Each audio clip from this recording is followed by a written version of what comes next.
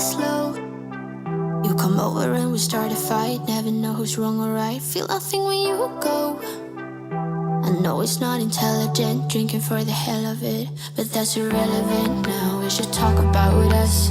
How come we're holding on? Cause really I don't see the benefits now. When you've broken my trust, so I just wonder, why do I fall back to you? Really nothing I can do about it. Why do I fall back to you? It's like you're a drug to me, I can't quit. It's not like we're still 22, trying something new, just to pass time. I don't think that we ever could work this out. None of it makes sense, there's no reason why I still fall back to you.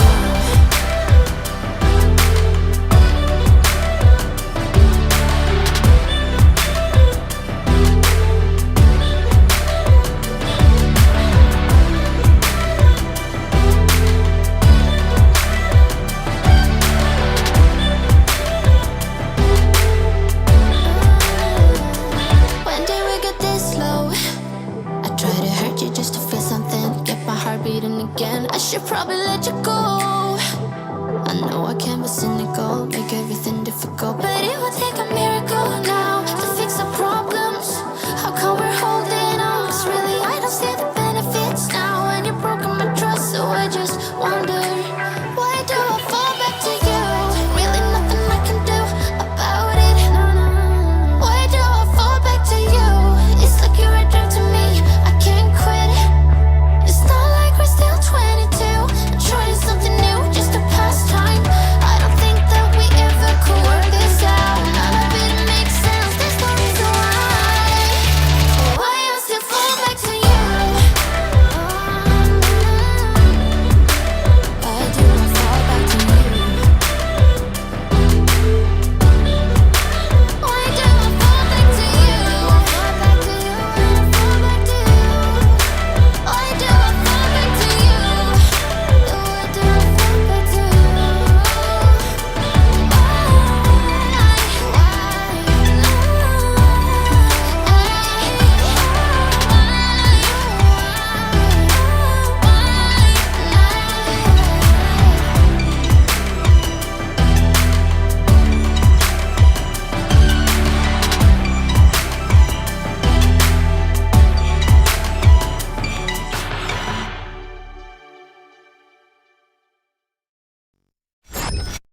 Hey, folks.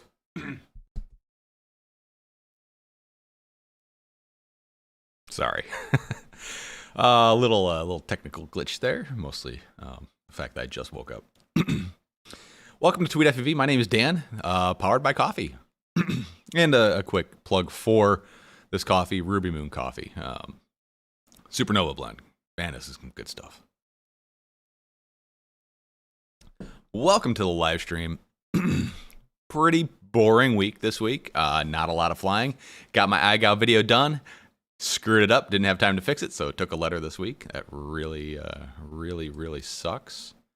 But, you know, whatever. That's pretty much what got me a lot of times last year, was just not following the directions. Must follow directions. Name of the game at this point. Anywho, welcome to the live stream. My name's Dan. Tweet FPV. Talk about some drone stuff. Got the old lazy bones back there. Mary, Sweetie is not here. She's probably upstairs taking a dump somewhere. Hope everybody had a good week. Busy week this week. Weather has been just great. Still trying to figure out my life and sleep schedule while working nights. But anyways, what are we going to do today? We are going to talk about some frame stuff. We're going to talk about my next upcoming project idea thing. We'll see how well that works out. And we're going to give away this guy here. This is the FPV crate, sub 250 crate for the month of September. In said crate, there is one of these. It's a Hack RC F722 DM. Not really sure what the DM means. You're not going to direct message it, but that's the guy in there. Look at that. USB. Oops.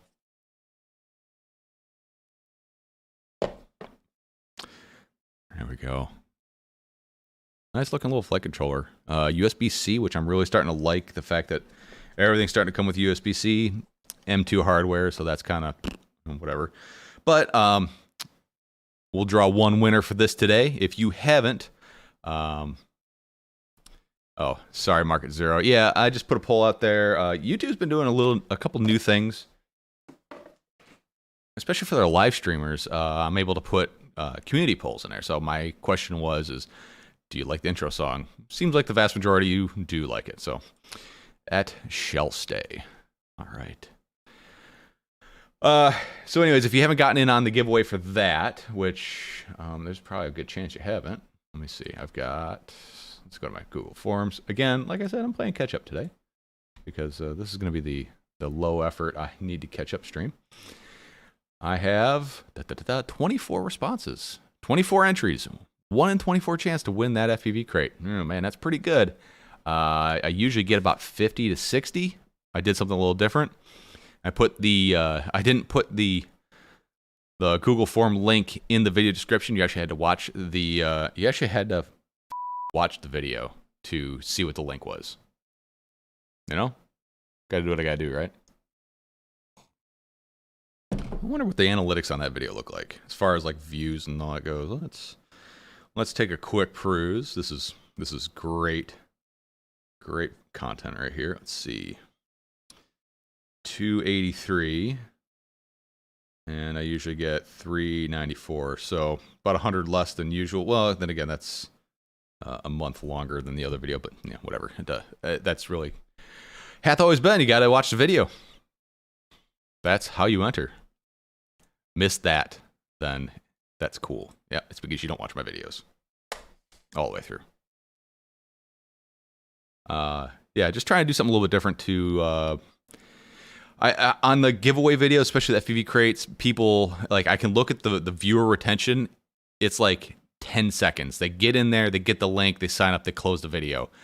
All that does is me hard. And I'm paying, like, I don't get these from FPV Crate for free. I buy these things. And most of the time I pay for your shipping if you're in the US, just because I'm a nice guy like that. So getting you guys to actually watch the whole video, I mean, I feel like that's a fair trade-off, right? Just trying to justify the existence of the things that I do. I know it may sound kind of shitty, but it is what it is. Another thing we're going to do, over on Discord, I've been working with a guy who has a QX7 access radio, an RXSR, and can't get anything to bind. 99% of the chance, the issue is something wrong with the firmware. He's told me he has all the right versions of the firmware. I kind of doubt it because, you know, especially when you're flashing the receiver, you don't know that it actually, A, is the right firmware on the receiver, which firmware is on the receiver, and that it actually wrote to the receiver. So we're going to do that today as well. Rick Zapata, welcome. I'll be in and out of live stream, early morning meeting. All right, man. Thank you for the time you are going to give me. Rob Logan Jr., as always, first on the board, way early. Welcome, my friend. Longtime supporter of the channel. One of my mods over on Discord. Thank you for all the work you do over there. And he would like to remind you, hit that like button, or thumbs up button, whatever the hell it is on YouTube. I need to put that on a foot pedal. Tony Hernandez, how you doing this morning? Mike Bergman, howdy. Welcome. Gamma Gonad, finally made it. Thank you so much. Steady Eddie, gonna hang out for a little bit, but sounds like he's gonna do some stupid policy BS in the background. So hey, man, if you gotta be bored out of your mind, might as well do it half-assed and listen to me at the same time. Ricardo Ferreira, hello from Lisbon. My geography is garbage. Where's Lisbon? I need to type this very, very carefully.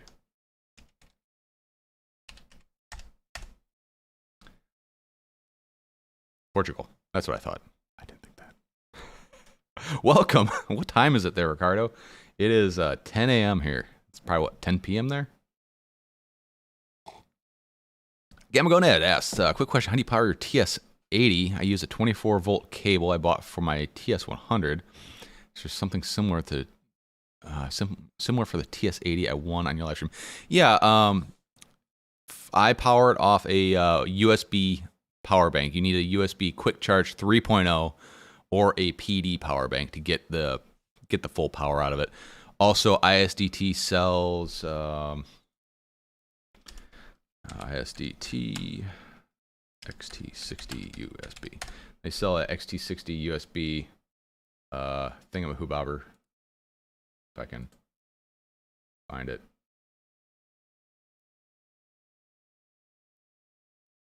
Let's see here. There we go. It is called the UC1. And it should look like this. I'm not promoting. Oh, stupid screens are backwards. Why? Why you like this?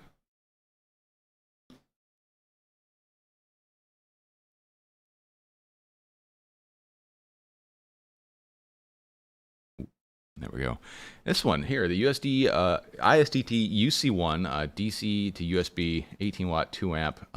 This works, or it worked on my TS80. So that's an option. And ISDT, man, their stuff is like crazy high quality.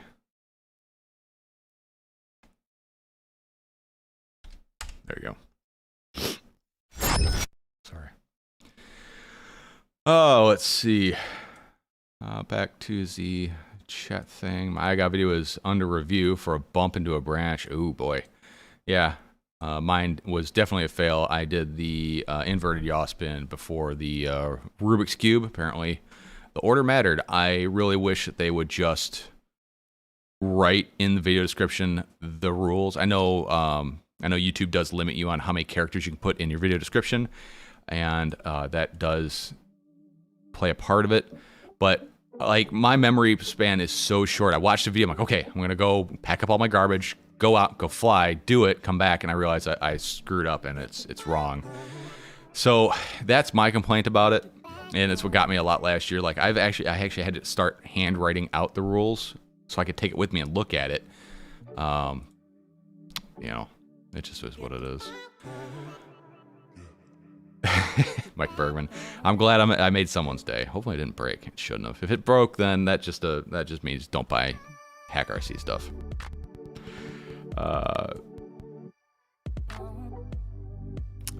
Steady Eddie, a couple hoops to jump through is only fair. I think so. And seriously, if you guys don't like it, you can just go and, you know where you can go.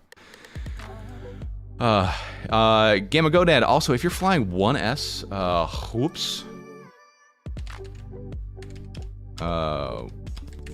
Here is the way I would actually recommend going.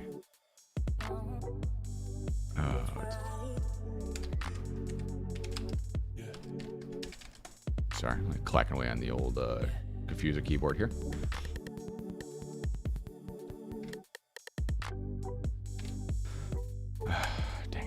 RDQ, you and your stupid long links. This is the guy that I would get, because this one you can choose to come with the AC adapter. It's $30. It's a PD power bank. Also, you get one of the best 1S chargers that, I mean, this is my go-to charger. This is what I use now, is this one. Man, this OBS profile got all dinked up. I updated OBS today. Bad idea. And I've been having some issues. But yeah, if you're flying 1S and you're looking for a way to power that soldering iron, I would recommend this charger. Because that comes with a good power bank. It's a great charger. Does BT 2.0, does PH 2.0, high volt, standard voltage. Yeah, it's just the best.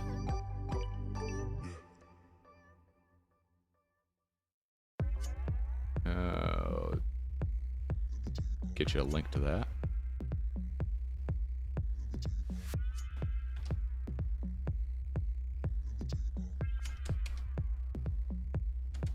Let me tell you about me. Take it down in 1, 2, 3. I don't like my boys too sweet. I don't worry about you. I just worry about me. So I'm getting there. you don't know what I mean. Take it down in 1, 2, 3. Phone is buzzing up, beep beep. I don't care about you. I just care about me. So you better run. There you go. There's a link to that guy. So yeah, that's what I would recommend going with right there. Or you should click that link. That is an affiliate link. Race Day Quads. Super supportive of the channel. They are my only full-time retailer of my Tweet FPV radio grips, and they've been a long-time supporter. And they gave me an affiliate account. Speaking of affiliate account, if any of you want to support me, go to tweetfpv.com and scroll down to the bottom of the page there. And right here, you can find all the affiliated vendors that I work with. Click that link and then buy anything. Make sure you have cookies turned on, or accept cookies, which you kind of have to, I guess. And check out after clicking one of these links. And I'll get a small cut. Costs you absolutely nothing, and it helps me out tremendously. Or if you want to be one of the cool kids, you can click this old Patreon link right here and end up... Come on, OBS. Really? You're going to do this to me again?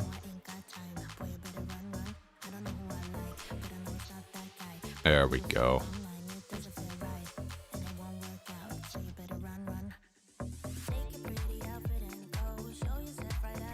There you go. You can click that link and become one of the cool kids and help support me the best way you can. Every bit that comes in on the channel goes right back into this. Yeah. It's just the way it works. Rob Logan, I live right next to Salem now. I'm super excited for Halloween this year. Man, that'd be really cool. I gotta imagine you're integrating your one wheels into your Halloween costume again this year. I'll be traveling to Chicago for Halloween, so I will not be live streaming on the 31st. Just a heads up, and my my latest Patreon giveaway should have dropped a little bit ago. I haven't really done a whole lot of scheduled posts, but let's see if it actually worked. Yep, it worked. Okay, cool. So my October giveaway is live on Patreon. Head over to Patreon, become one of these cool guys, and you can get yourself in on that. YouTube, I am going to beat you. Stupid chat window keeps popping in and out. All right. All right, so we're going to talk about this this setup we got here. We got the QX7. This is the Access version. We are going to make this thing match, and I'm going to show you the We're going to make it match what this guy on Discord has set up.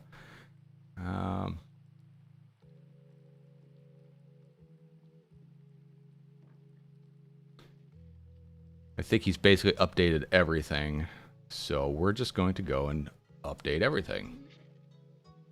How's that sound? All right, so first things first. Got down OpenTX, open-tx.org, get the OpenTX companion. Just gonna do 2.3.14. Click your download a linkadoo right there, and you should end up with OpenTX companion on your computer. Click the gear, find your radio. There's lots of different QX7s. We need the QX7 or QX7S Access. It needs to be the Access radio. I always do no heli because I don't fly collective pitch helis. This takes one menu out of the radio, which I'm fine with. Lua needs to be enabled, and I like the SQT5 font on the radios with the black and white LCD screens. So that's just a personal preference. The rest of this stuff, make sure you leave it mode 2. I fly mode 2. If you don't fly mode 2, you're weird. And then the rest really does not matter. In the application settings, you may want to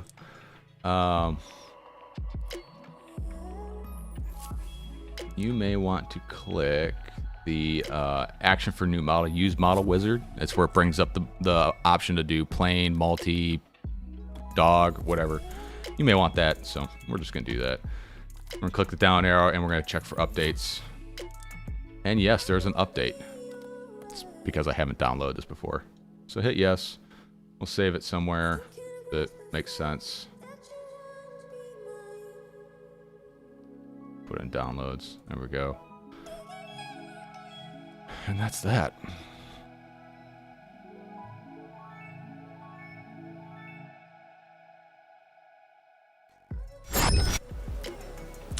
I'm going to come over to the radio here. And what we want to do is we'll make sure it powers on, which this one does. So good sign to start with. We're going to want to turn this off. Well, actually, let's see what version is in here. All right, we're on 2.3.11.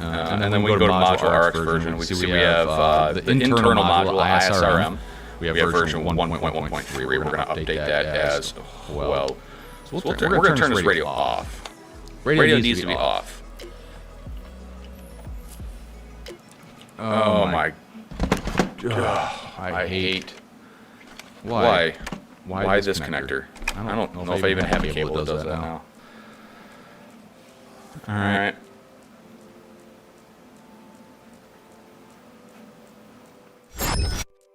We're going to do this a different way then, because I hate that.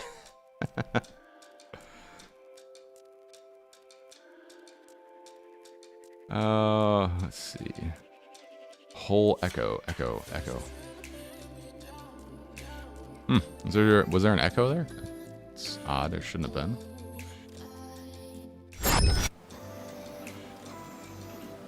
Huh. Weird.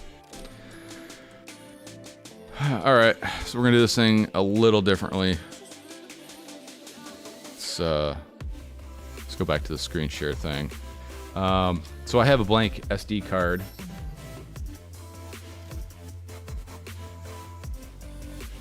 In the radio.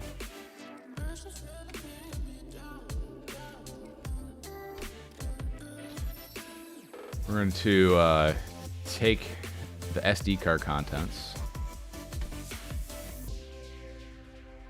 I'm going to extract all those guys. Just give this a few minutes here.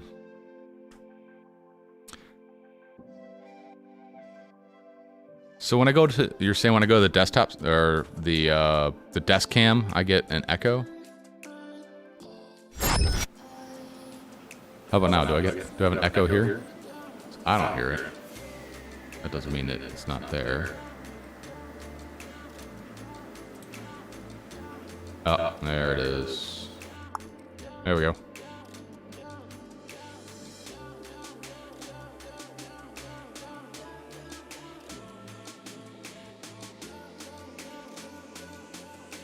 Is that better now?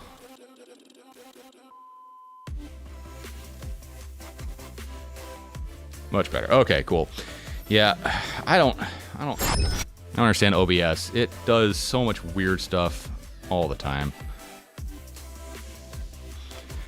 It's very inconsistent. All right, so we're going to take all that SD card contents. We are going to dump it to our SD card.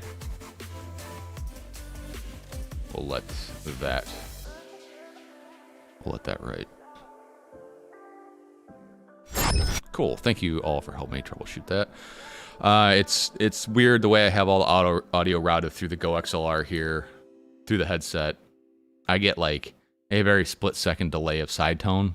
It's just what I'm used to, the way things work for me and at work. So I don't hear a lot of the other stuff. I hear the music, but that's about all I hear. I don't hear entirely what you guys hear.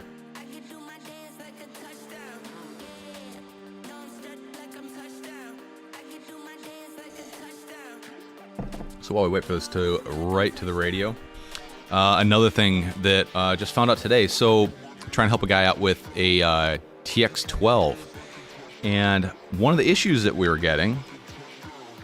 Let's see if I can show you this.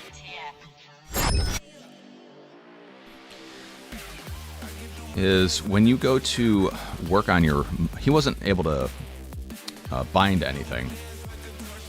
And right here where it says status, it was saying no telemetry. Which means the radio and the internal module aren't talking together. And the reason they're not talking together is because there has been a change to the internal module with newer radios.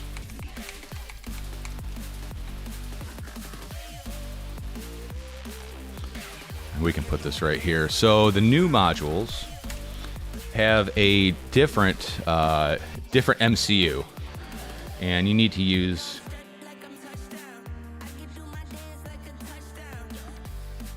the 64K type. Because they're being shipped with a C8 MCU rather than a CB MCU. So if you got a new Radiomaster TX12 and you're having issues binding and you don't see that, or it says where you don't see the version of the firmware on the internal module, then you probably have the wrong internal module flash and you need to update it. All due to the global chip shortage. Thank you very much.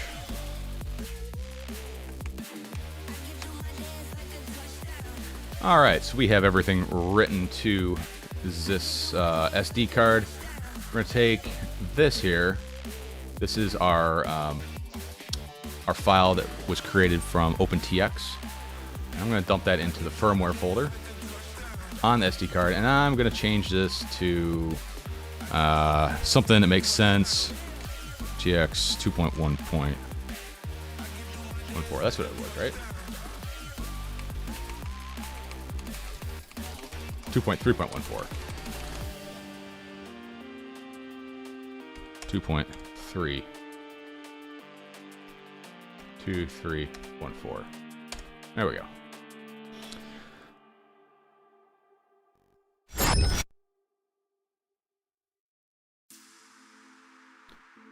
Will that Ghost Light TX fit in my X-Lite radio? Absolutely it will. And what he's talking about is the monthly Patreon giveaway. All right, so we have that SD card all flashed up with the stuff we need.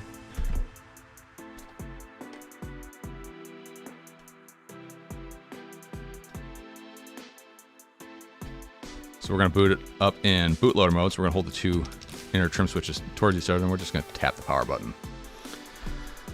Bootloader is version 2.3.11, and we're going to go to write firmware. That's that bin file that we copied to it. I'm going to click that.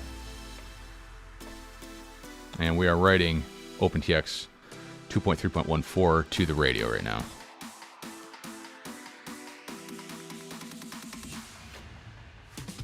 And we're going to exit. So our bootloader is still on 2311, but our OpenTX version is now 2314. We need to fix that. We're going to hit exit. Hold the menu button, go to page 2, which is your SD card. We're going to go down to firmware where we copied that file from OpenTX Companion. There's that OpenTX 2314 bin file. Long hold the button and hit flash bootloader. All right, so now we turn the sucker off. Go back to that bootloader menu. OpenTX 2.3.14 is the bootloader, and the OpenTX version is Access 2.3.14. We are good to go there. Welcome to OpenTX. Yeah. Shut up. Throttle warning. Yep. All right, we're going to turn this off, and we're going to take that SD card back out because we need to get firmware for our RXSR and the ISRM.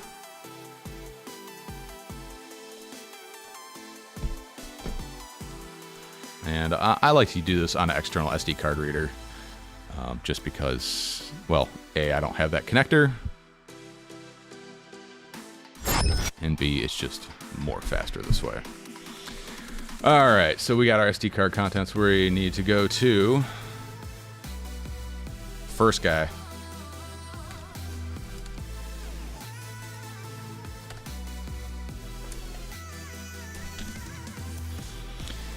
Back over the chat here. Robbie Store, a little late, but hello everyone. How are you doing? Are you back from vacation yet? I hope you had a good one. We're going to go to download and products. Gamagoda, I know it has nothing to do with FPV, but just want to share my peps. That SpaceX recruiter has been blowing me up about doing radiography for them. Oh man, that is really cool. That's cool. Good luck with that. I hope that works out for you. Ricardo, where do you get info on how to unlock VTX? Just ordered a discontinued VTX on sale at Frsky V's. Good luck with that one. Yeah, the Scout VTXs, I think you have to use S-Port to unlock those. Frsky does have some documentation on them, but not a lot. All right, we need to get the internal RF module, so the ISRM for this radio. So we're gonna go to Tyrannus, we're gonna go to QX7 access, and we're gonna do firmware ISRM. We're gonna download version 2.1.6. Never, ever, ever, ever install this version of OpenTX. These are internal, like, beta builds. These are internally built by Frsky. Guess what? They don't have all the stuff that you have in OpenTX. If they come out with like version 2.3.18 and OpenTX companion is still on 2.3.14, there may be some feature that's in here, but it will get rolled into OpenTX. These are not worth using. Don't use these. Don't use these. I've talked to their marketing department and I've told them, mark these as beta firmware or internal testing firmware or something, because people need to stop using these. People use them all the time and it causes nothing but problems. Stop using these. All right, we downloaded that. Now we need firmware for the RXSR. We're gonna go 2.4 gigahertz ACCST RXSR. And we're gonna go to ACCST D16 firmware. If you wanna get the old stuff, let's say you have a bunch of other receivers and you don't wanna flash your internal module back bars between ACCST1 and ACCST2, here is where the old ones are. Frsky has not gotten rid of pre-ACCST 2.0 firmware. It's just hidden right here. I know they probably should have made this a little more obvious, kind of like this, and just left it as, version 1.1.3. But whatever. All right. He has version 2.1.0 on his RXSR, so we're going to download that as well. Let's see. I'm home. Italy was phenomenal. No flying for 2 weeks, so today about 20 in. Nice. I envy the people that can get that many packs in a day. All right, so we have our SD card contents here, and here is this. So we can get rid of that, get rid of that, get rid of that. All right, we're gonna extract that, and we're going to extract this. All right, so here we go. We have the ISRM firmware. So we're gonna go to firmware folder. We're gonna just drop that in there. And now we have our RXSR firmware. We need to be very careful which one we pick. We wanna make sure we have an FCC version. And you need to decide whether you're gonna use F-port or S-bus. I would say just do S-bus for now, unless you really, really want telemetry, which I find is wholly useless at this point in time. So I'm just going to do RXSR ACCST 2.1.0 FCC FRK. We're going to drop that in that folder as well. And that's it.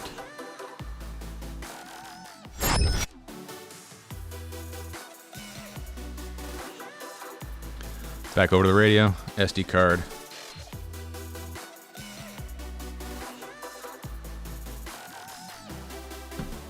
All right, we're gonna power this guy up.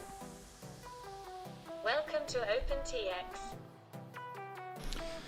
Now, before we do much, we need to make sure that our model is set up to use the internal RF module. So as long as internal RF is turned on, this will work. If it's not, then you're not gonna be able to flash to the internal radio. When this is off, it powers down the internal module. So we're gonna exit out of there, hold the menu button, go over to the SD card menu, find your firmware, and here is our internal ISRM firmware, long hold, and flash internal module. This will take a few minutes. While we're waiting on that, get your RXSR and the pigtail that came with it with a servo connector on it. We're gonna need that to flash firmware to this. Or if you're deep in the Frsky ecosystem like I was, you can use one of these things, the S-port Air Linker. Really convenient little tool for flashing receivers on the bench and powering them. So, I mean, like whenever I'm doing videos where I'm like testing the receivers, that's typically how I power them.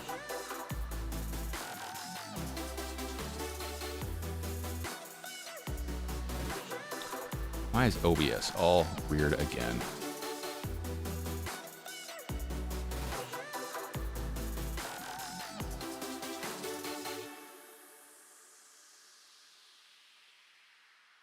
There we go. Hey, there it is. Sorry, I don't know why this is so weird sometimes. I don't usually use this glitch setup I have here, so it's been a little while. All right, back to the chat here. Mike Bergman, yeah, I currently push. Oh, okay. You guys are talking about Hork stuff. If you haven't gotten in on the monthly giveaway, I would recommend doing that now. Go back and find the video. See a couple more you got in there.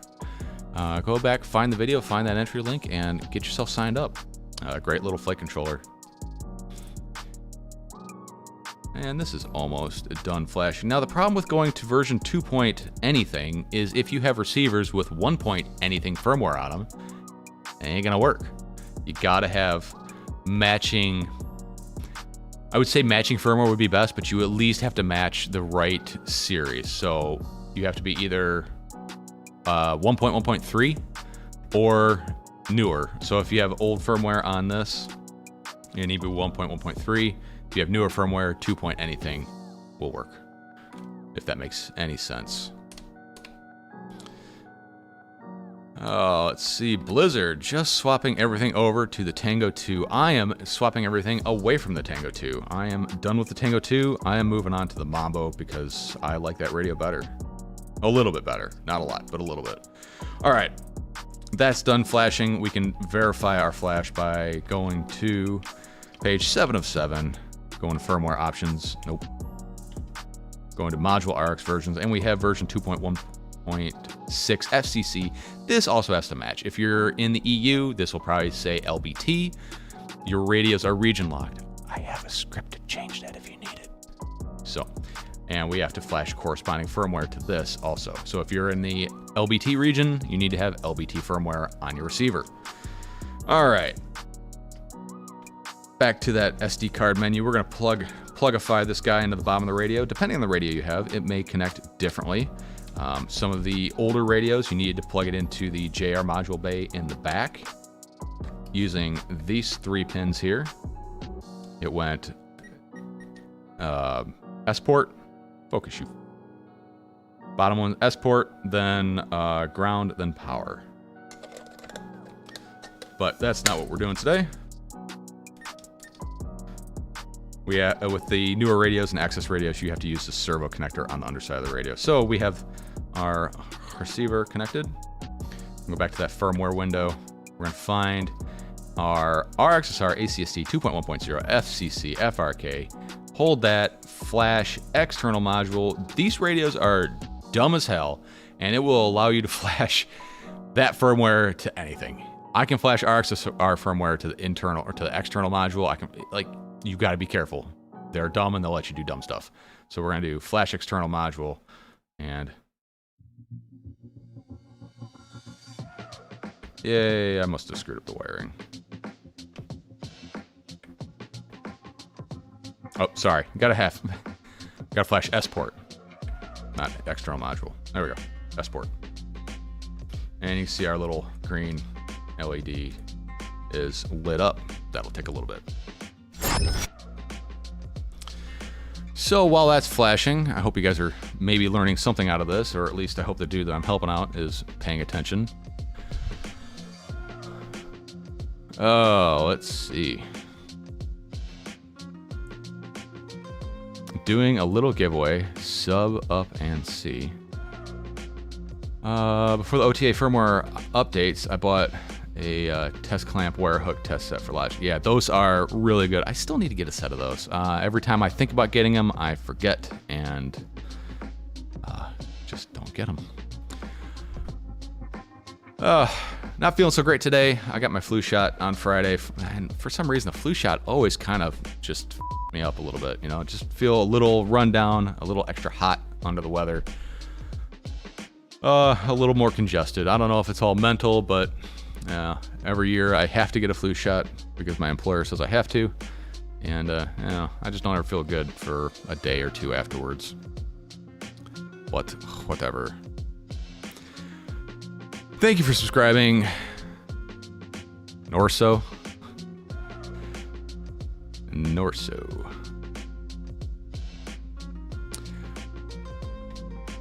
Up to 28 people for the sub 250 crate giveaway. All right, so let's talk about the Patreon giveaway for this month. Patreon giveaway is going to be, let me get to it. I didn't prepare well. You know what? We're doing this live. Live's supposed to be a little sketchier, right? A little cringier.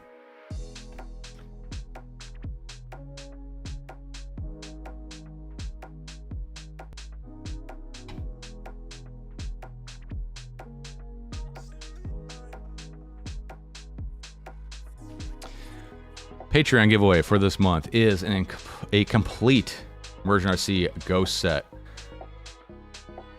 light module, and a hybrid VTX. Keeping in theme with Halloween, we're going to give away some Ghost. And yes, you can flash Express LRS too. At least the transmitter. I don't know about the receiver. You might not be able to. That's the Patreon giveaway for this month. Next month will most likely be...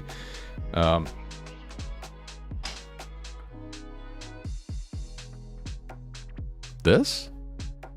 If you guys don't know what this is, check back on some of my last live streams, but that'll probably be next month. All right. Looks like she's done flashing. Let's go back to that. Are you guys getting dizzy with all this back and forth yet? All right, flash successful. Get out of there. All right. So the way I like to power my receivers, especially doing like video stuff on the bench here, is just with this. All I'm using it for is supplying 5 volts to the receiver. It's pretty convenient. And then we have our receiver powered up there. So whatever manuals you have that tells you which order to power and flash and do all that stuff, don't listen to them. Just do what I'm telling you to do. Go ahead and start the bind process on your receiver first, because we want to see that there's a change. So we're going to hold down the bind button here with something pokey. And that didn't work. Do it again. Should be getting all 3 lights. There we go. Green, red, blue. That's what we need to see. Now over to our radio.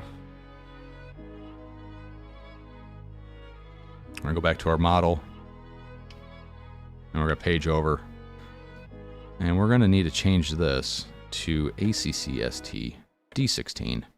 Channel 1 through 16. Receiver number does not matter. I just leave everything at 0. We're going to hit bind. And we're going to choose channel 1 through 8 telemetry on. Now watch the receiver. The red light should start flashing. Boom. Red light's flashing. And we hear the radio chirping. The radio will chirp forever until you tell it to stop. We're going to hit exit. We're going to power cycle this receiver. Green light, blue light. Blue light says either PPM or S-bus mode. For what we're doing, you want to make sure the blue light's on. If blue light's not on, you got to hold this button for like 15 seconds. Now, we can page over to telemetry. We can go to discover new sensors. We should get 2. Our receiver voltage and our RSSI. Also, another way to tell that you're bound is you'll have your RSSI bars. And another way you can tell that you're bound is if you turn off your radio. Come on. It'll warn you that the receiver's still connected until it loses connection to the receiver.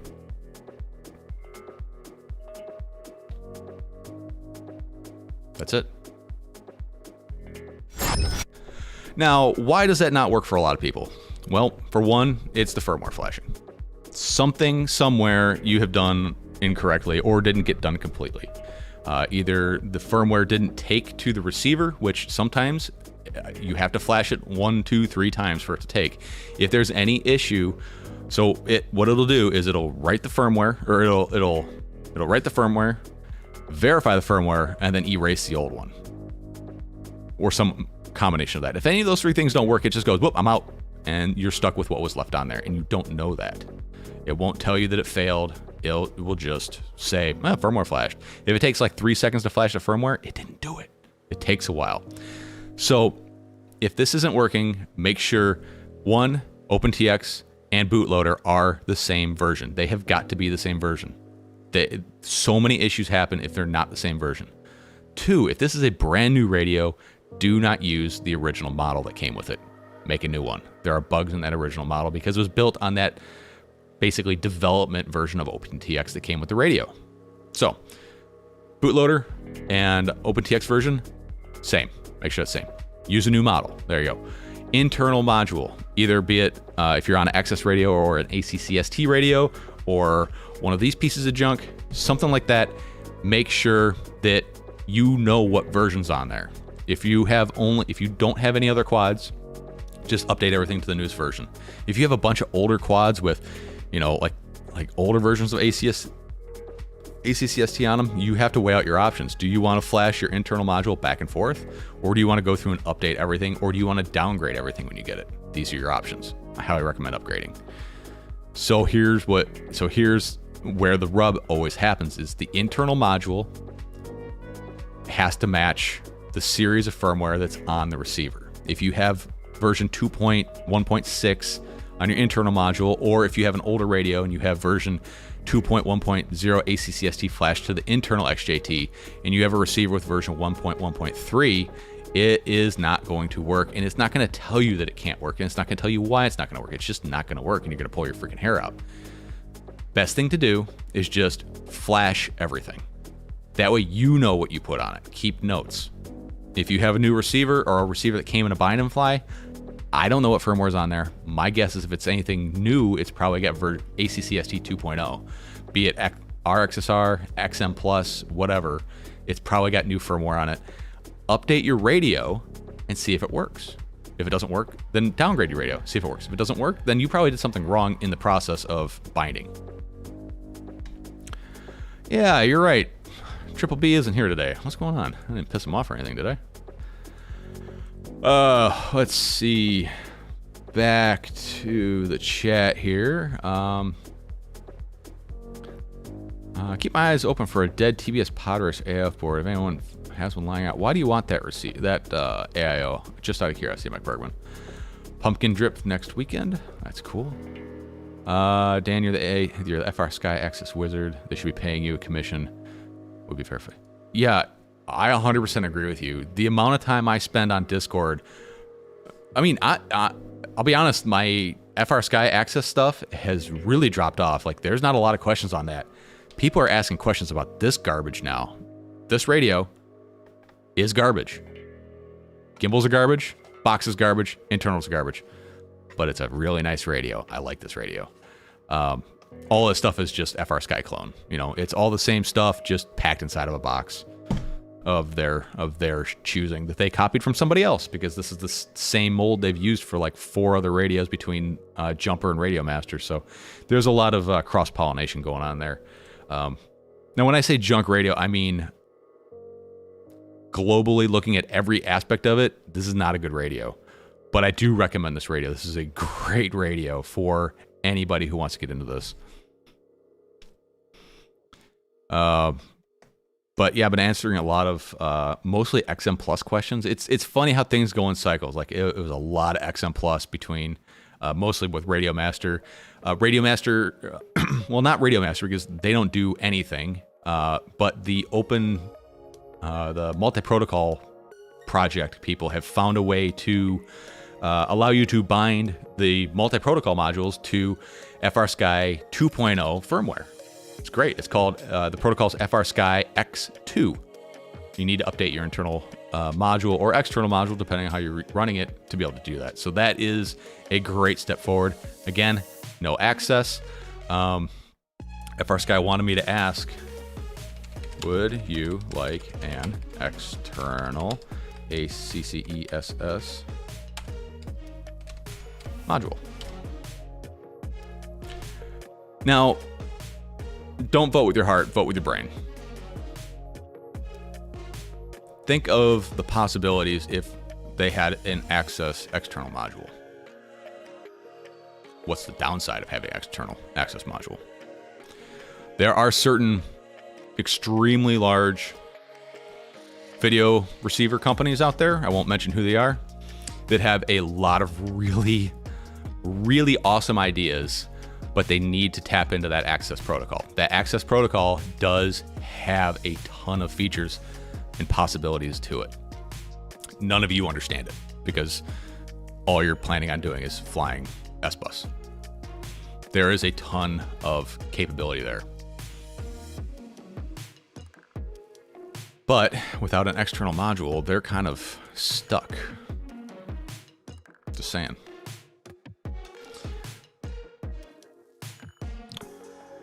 Let's see.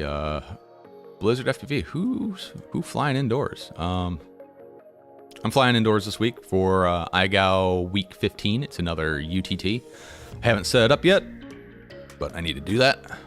Try to get in a good time. I fly indoors a lot. I was flying this guy indoors. This is the Flywoo Nano Baby Quad. This thing is a complete pile of shit as far as the configuration goes. They have really, really screwed this thing up. This is almost unflyable and dangerous the way it comes out of the box. So keep that in mind. I need to do a video on it.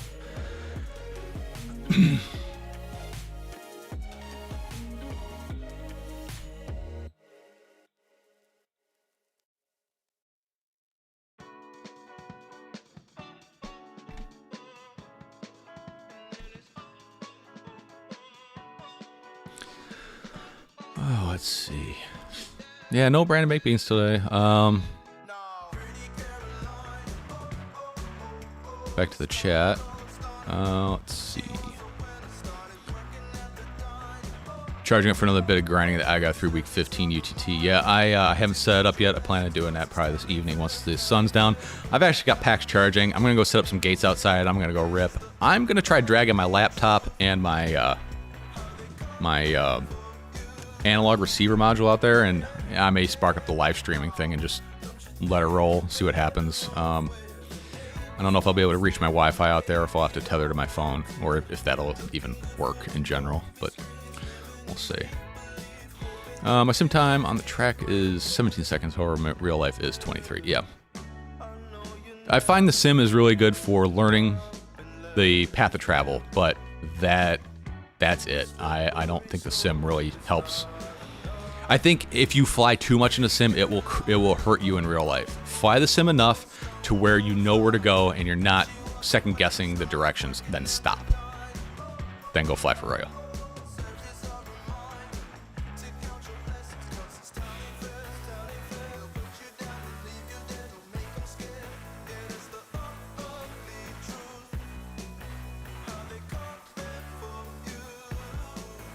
Let's see.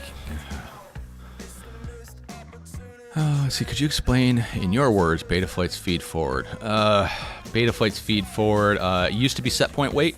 That's for older versions of Betaflight. If you used to play with set point weight, it's the same sort of thing. It kind of changes the responsiveness of like the D term based on stick movements. So yeah, it kind of helps push the D term a little bit. At least that's my best understanding of it. I'm not great at tuning. I'm trying to get better. I'm just missing this thing called time. If you can find me more of that, I will gladly figure it out. And it would help me out a ton. Time is something I do not have. I wish I had more. Hola, FPV. I think I'm saying that wrong. I haven't seen you here before. If I have, sorry. But hey, thank you. And he says, what's up, everybody? Happy Sunday.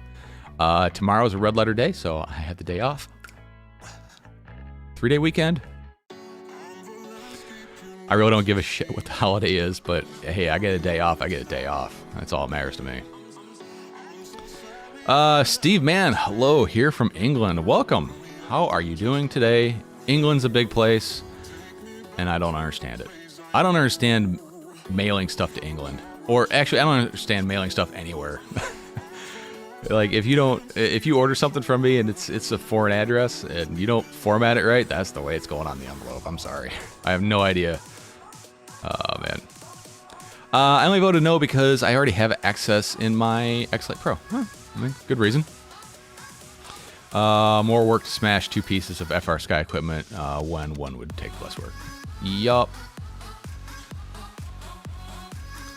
So there's a company that I was talking to, very large company. They have a digital video system, like commercial no shit digital video system, and they are passing telemetry for the video system, or they're trying to, over the FPort 2.0 protocol, but that is a access only function, and they need a way to do that kind of on an external module. Otherwise, you're coupled to an Frsky radio. We got enough some more details, things I can't talk about, but ooh, they got some really cool ideas.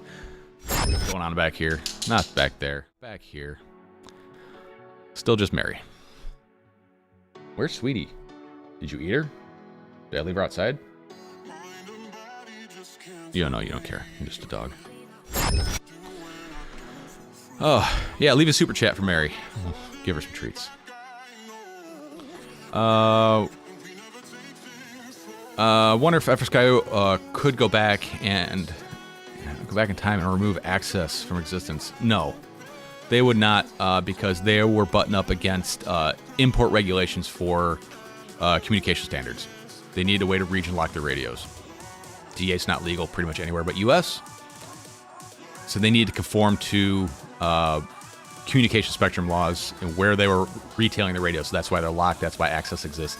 Access does bring a lot of cool features to the floor, like over there updating. It's supposed to be faster.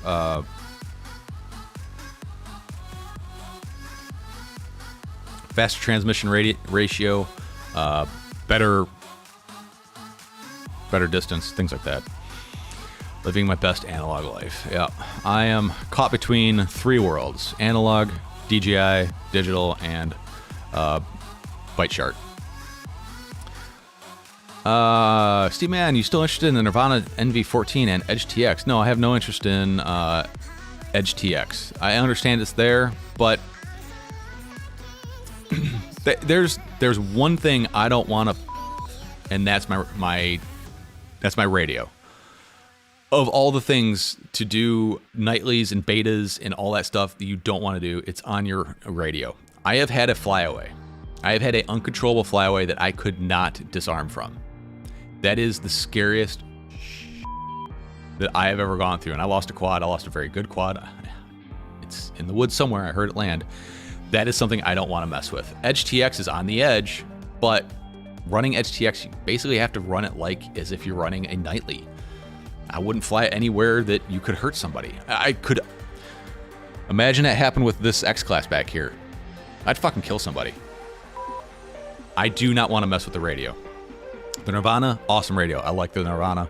I just wish the company that was marketing it wasn't such a dirtbag company that went under and screwed a bunch of people over.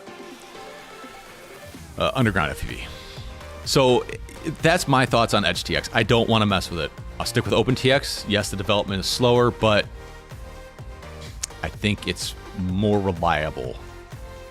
It may not be, but at least in my head it is. Yes, they released the Access module and the XGT module. When they released Access radios, they may have avoided Frsky hate. They would have avoided Frsky hate if there wasn't companies like TBS spewing bullshit, lies, and misinformation.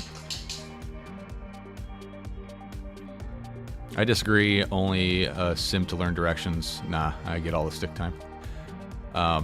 Yeah, that's my experience. The sim and real life are so different that, like practicing for like the global qualifier, fly it till I get the hang of it, and then go out and fly it. I mean, if you have the option to go out and fly. If you don't have the option to go out and fly, then yeah, clearly, sim time's better than no time.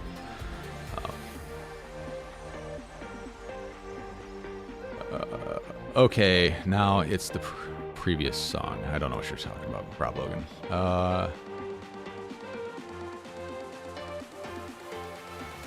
Careful, Sims set me free. Plus, I didn't have Sims when I started, so I'm a little biased there. Rick, let me know when you do some carbon cutting. I want a couple of your cavity frames. That one? Yeah, I probably won't be doing any cutting for the next couple weeks at least until I get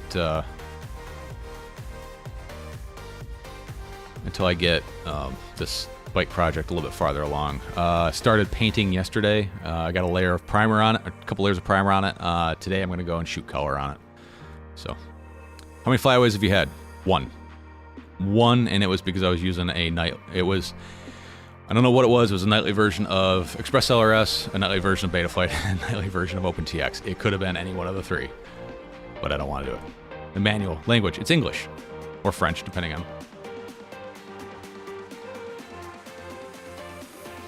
on how you look at it. All right, coming up on 11 o'clock here. JB should be streaming here in about an hour. Anyways, if you haven't gotten in on the September Sub 250 crate giveaway, I would get in on that. I have 29 people, 1 in 29 chance to win that. SGX isn't mature enough as OpenTX, just putting a $250 rig and a 300H camera. Yeah. Right, Ricardo. But then again, you're also trusting your receiver link to Happy Model. we could just put it all in perspective here. Yeah, EdgeTX isn't mature enough as OpenTX. There's a reason why OpenTX takes so dang long, because I think they vet their stuff better. If you want to get on the bleeding edge and try to get 500 hertz pulling rate so you can use that 500 hertz out of your Express LRS receivers, give it a try. I personally would only do it on micros, because let's face it, if you get hit by a micro, it's probably not going to do much damage. But that's my opinion.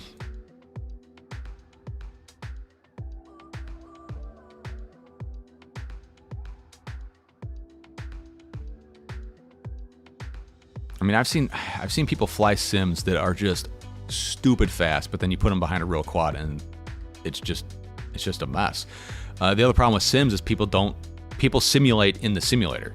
If you're gonna fly a sim, set up an arming switch, turn off God mode, turn on prop damage, turn on battery simulation, fly it as if it was a real quad. You crash, you have to disarm, turtle mode, rearm, like you would in real life. People get in the sim and they treat it like a video game. If you're doing that, then I don't think you're really helping yourself. You're helping yourself learn direction and the basic controls, but I don't think you're actually, I don't think it translates as well into real life. It's just my opinion, though. Like I said, I don't fly a lot of sim.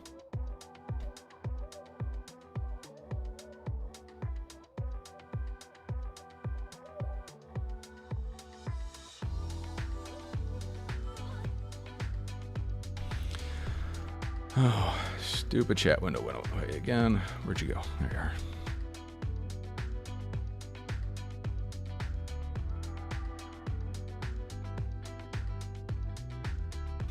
All right, so one of the other projects I'm working on is, if you've ever seen Major Hardware, he's another person on YouTube.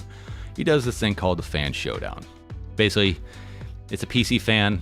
You design the fan for it, and he'll run it through some tests. I want to do something kind of like that. It was an idea a buddy of mine gave me, but I'm going to do it for a quad. Basically, you design a 3D printable frame. I'll print it, put the stuff on it, fly it, see how it flies on a stock tune. I'll run it through a standard battery of gates that I have set up outside, and then we'll crash it, see how it fares.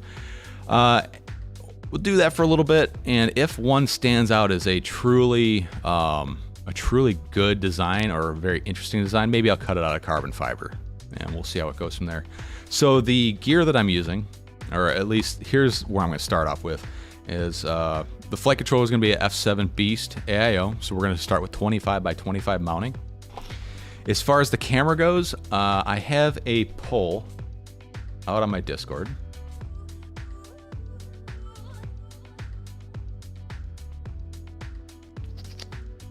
That's good. Here we go. There's the poll on Discord. In there, we have some voting buttons.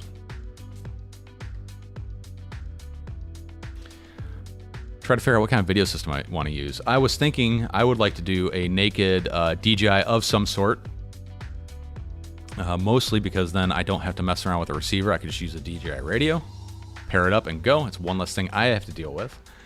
Or the other options are analog or shark fart. Let me know. Let me know what you want to try to design for. And then as far as motors go, my options were 1404, 1408, and 2004 motors. Right now, it looks like 1404 is in the lead. This is going to be a 3-inch frame. So just trying to get a base of parts. These are going to be standard parts in every build. You design the frames. I print them, fly them, test them, and then if one is really good idea, then we'll move it on to carbon fiber. Now, the design has to be different between carbon fiber and and printed. Carbon fiber has structural rigidity in it along the weave. 3D printing doesn't. If you look at my frame design, let me find it here. Thingiverse. I haven't logged in Thingiverse in forever.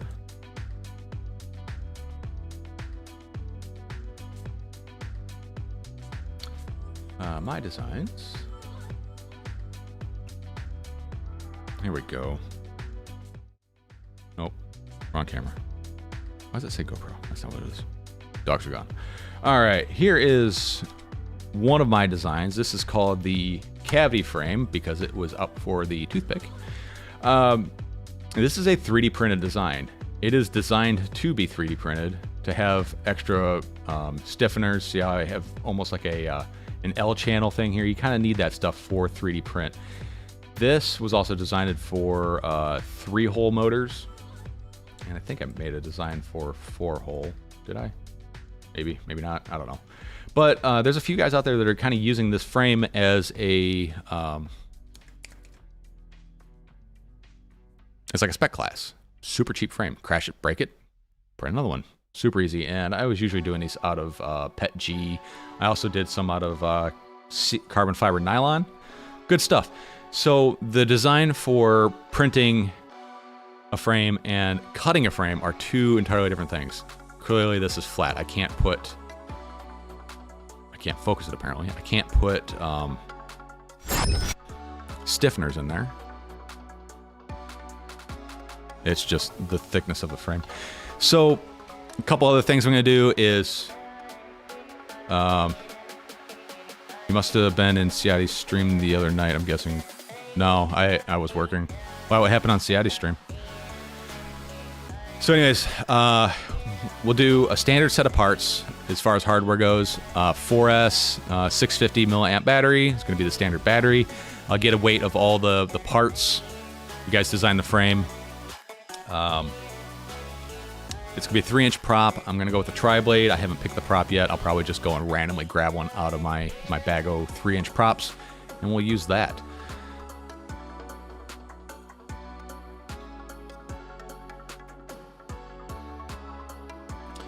Yeah.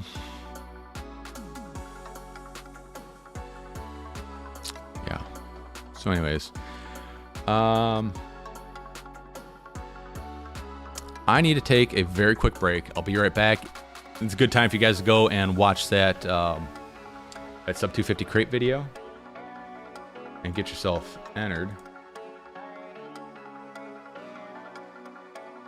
Let me get you the link here.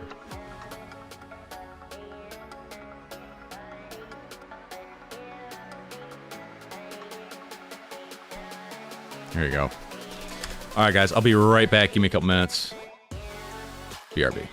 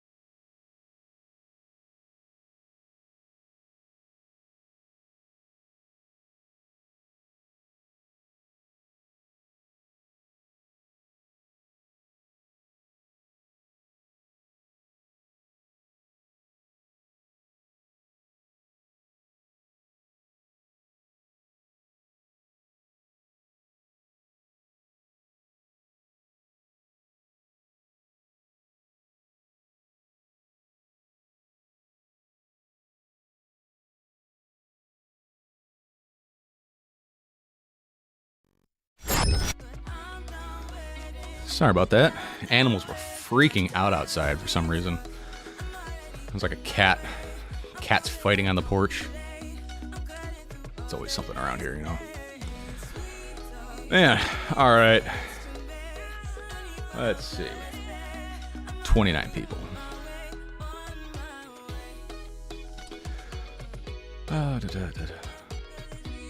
Rob Logan Jr., you have to hit me up on the side. I'm curious what you're talking about. And, of course, good time for my internet to crap out.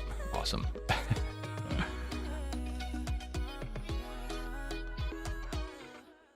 Oh, no. Okay, I'm piecing it all together. It starts. Rob Logan Jr., he is a winner of one of the Aaron Ciotti flight training packages. How is that going? I'm kind of curious if you guys have actually started working at all. And the same thing with Steady Eddie. He won the 1 hour package and the whoop last week. Curious how all that is working out. Let's see. I don't drink. I am an alcoholic. Ruins my life every time I touch that shit. I just don't give a fuck. Hey, man. Gotta own it. Gotta own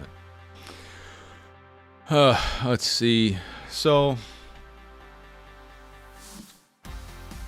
probably gonna go with 1404, which is great because that means I don't have to buy any motors. I have some sitting around. The 2004s, I'd probably be going with the the T-Motor 2004s or the Aerolights. I have 2 good Aerolights and 2 bad Aerolights.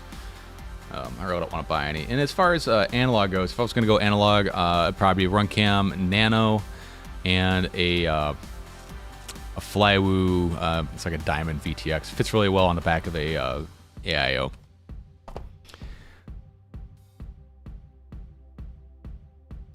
So, yeah, I'm hoping that that works out well. I know it's gonna be a ton of work. Like the fan showdown thing, like he does like 5 fans at once. It's gonna be like 1 quad a couple weeks or a month. You know, it's gonna be a ton of work. Thinking about doing some sort of quick disconnect setup for the motors, just so I can swap everything over. It's not gonna be drawing a ton of power. I'm almost thinking of using connectors like this. Like a servo connector for motor wires. I think these will work just fine. I don't think it's going to starve the motor for any particular amount of power, or not much that makes a difference.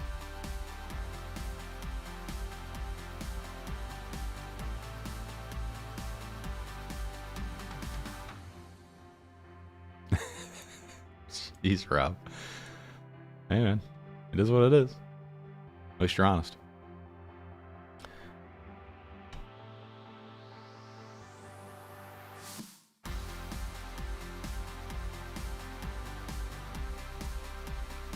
So hopefully y'all have time to go out and fly this weekend. Like I said, I got batteries charging. I'm gonna go set up some gates and go rip some packs. We're supposed to have a multi-GP event this weekend. Not enough people want to do it. I have a pretty good feeling my chapter is in the death throes. It's probably gonna die soon. We're down to like 3 or 4 regulars. June Loco, do I have any long range rigs? Yeah, I do. I have a Flywoo Explorer 4-inch long range. I had a 7-inch Chameleon. 7-inch was just a lot of work. It's heavy. Everything's expensive on it. So I'm really liking the 4-inch long range stuff. I just don't have anywhere here to long range. Unless I'm flying out over water, which is really gotta trust your gear. But yeah, I've got a Flywoo Explorer.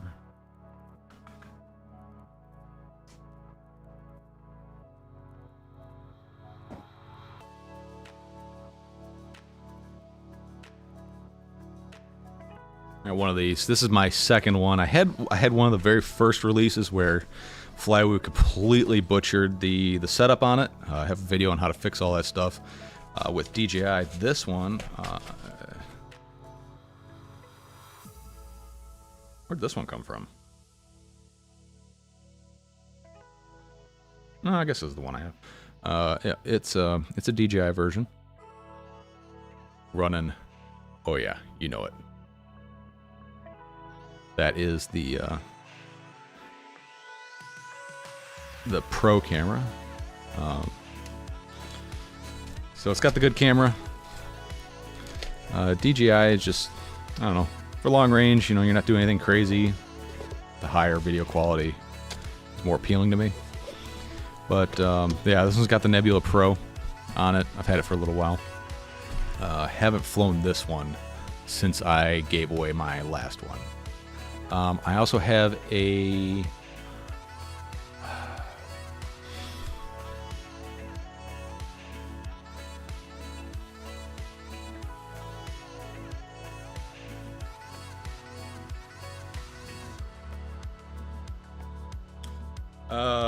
this one here. I reviewed a Ishin Shadow Fiend. Is that what this is? The long range? Is it Shadow Fiend? You know, they don't put any information on the box, but I had one of these, the analog long range. The analog, I mean, it was a good quad. All the parts on it were good. The VTX was kind of garbage. I don't like it.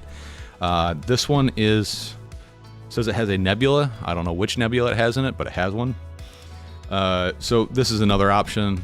This is actually, I was actually just planning on giving this one away at some point. Maybe a Christmas giveaway. I don't know. We'll see.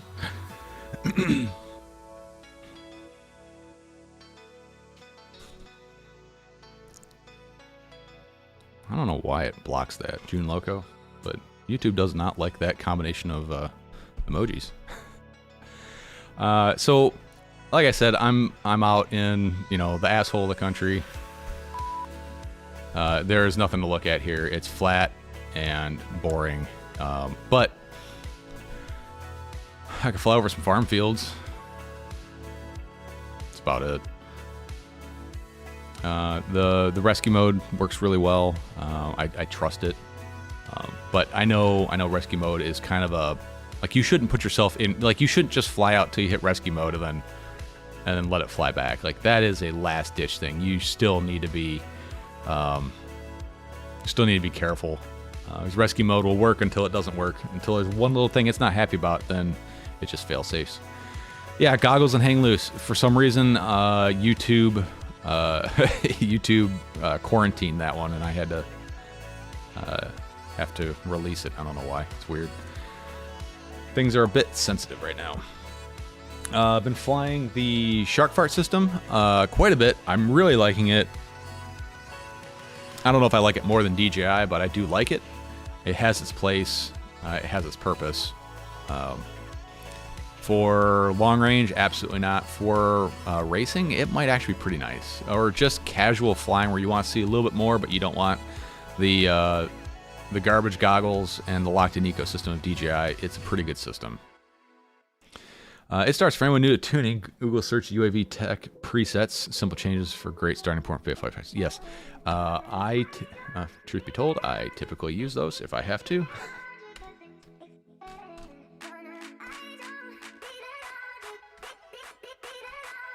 No need to Google it. Here are the presets. These are great starting points. All these starting points will be probably rendered null and void when Betaflight 4.3 comes out. If you're flying anything with a built-in Express LRS receiver, you're on Betaflight 4.3 anyways. These have to be using a nightly version of Betaflight, and you also have to use the nightly version of the configurator because Betaflight 4.2 point anything is not configured to work with Express LRS on SPI. Oh, got a random mystery package from Beta FPV. I was assuming it'd be their Light Radio 2. Nope. They sent me this little guy. It is a it's the second flight controller I've dropped today. It is a 1S brushless flight controller. Focus. With Express LRS on there. See, it's got the it's got that SMD antenna. There we go. Pretty nice looking little flight controller. Super light. Does not have a VTX built into it, so take that into consideration when you're comparing the weight, price, and features. But it's only 5 amps. I kind of wanted to put this on a 1S toothpick build with some of these FPV cycle motors, but I am pretty sure 5 amps is probably not going to be enough. Yeah. So this is going to be good for a whoop. A very light whoop, maybe.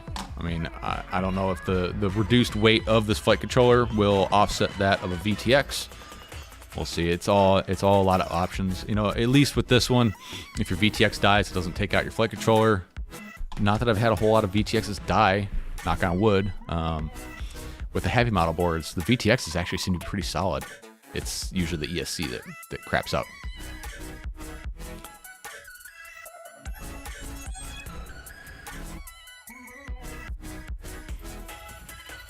Mini Mamba stack up to success. Mamba 2004s. Man, I remember when I came in the hobby, 2004s were kind of like the standard and they sucked. 2004s are now awesome. It's crazy how things change. 1S brushless flight controller with words. ExpressOS only dropped once. Bidding starts in 5 minutes. Hang on. There, dropped twice. Price doubled. I'm watching you as I'm OTAing my 1.6 inch whoop with Archer M+. Yes. That is one of the advantages of Access, is it has the ability to do over-the-air TBS. Yeah, but ACCST technology has been around far longer than TBS has. Don't judge old technology by today's standards. Hey, you know what? Everything in life, stop judging things that happened in the past by today's standards. You're just going to kill yourself doing it. ACCST is old. D8 is old. D8 needs to die. D8 is a garbage protocol, folks. Move on. I know it's going to cost you some money, but it doesn't have to. You don't have to move on. You can keep using your old stuff. No one's making you move on. If for some reason you feel like you need to be on the cutting edge, then you should be okay with that. Oh my God, YouTube chat, stop moving. So irritating. Yeah, Archer M+, that's a great receiver. The Archer RS is another great receiver. They do have race mode for it, which is supposed to be like 6 millisecond latency. I did some testing on the beta versions of that. It didn't really quite stack up as it should have. But I love my old D8 whoops. Okay, cool. Keep flying them. Don't expect to do D8 on anything newer, though. Or, you know what? Fly a decent protocol like Red Pine or Express LRS, then go back and fly your D8 whoop, and then you won't love them. D8 is terrible, terrible latency. But if you don't, like this, ignorance is bliss. If you don't know any better, then you don't know any better and you're happy. Does Access go further than the DJI and Gurgles? It depends. It depends on the situation. Like on 1200 milliwatts, absolutely not. Any giveaways today? Yeah, we're doing the some 250 crate giveaway for a Hack RC F722 flight controller and some props, stickers, and stuff. That's what we're doing today. Or are you talking about super chat giveaways? I guess I could do a super chat giveaway. I don't know. I'm gonna go dig through my box of stuff and see if I can find anything that would be worthwhile giving away. Right back.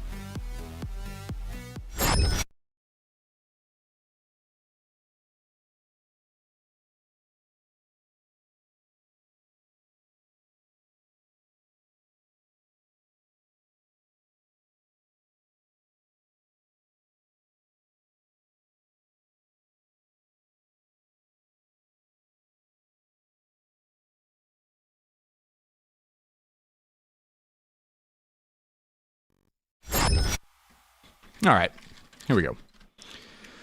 If you guys want to do a super chat giveaway, I have a box of motors.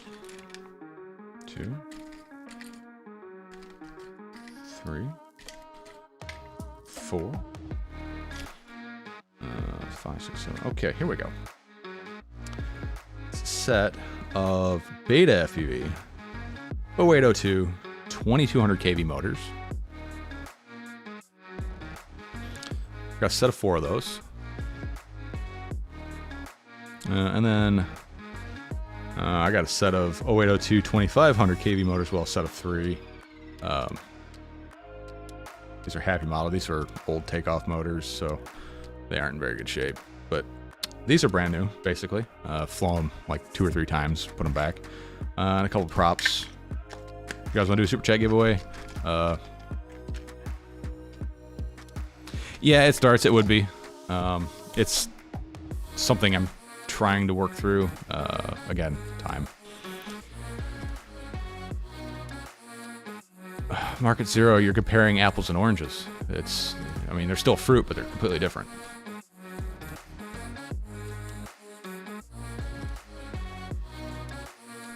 Crossfire for life. Yeah. Cool. Well, until something better comes along, then is that the hill you want to die on? Maybe don't proclaim things like that. Maybe just be like, hey, Crossfire is good. I'll hold on to it till it's something better comes out. It's kind of that fanboy mentality there. I'm not saying you are. That's just the way I see it. If anybody wants to do a super chat, $2 giveaway, $2 super chat for a set of 0802 2200 kV. Once dropped. Man, I got the drops today. Motors. $2 super chat giveaway. I'll send that out. And then I'll just throw these other 3 motors in there just for shits and grins, because why not? Yeah, June Loco.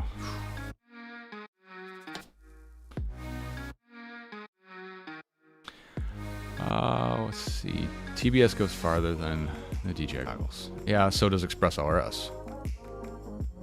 Express LRS is faster, lower latency and higher consistency. So why not do Express LRS?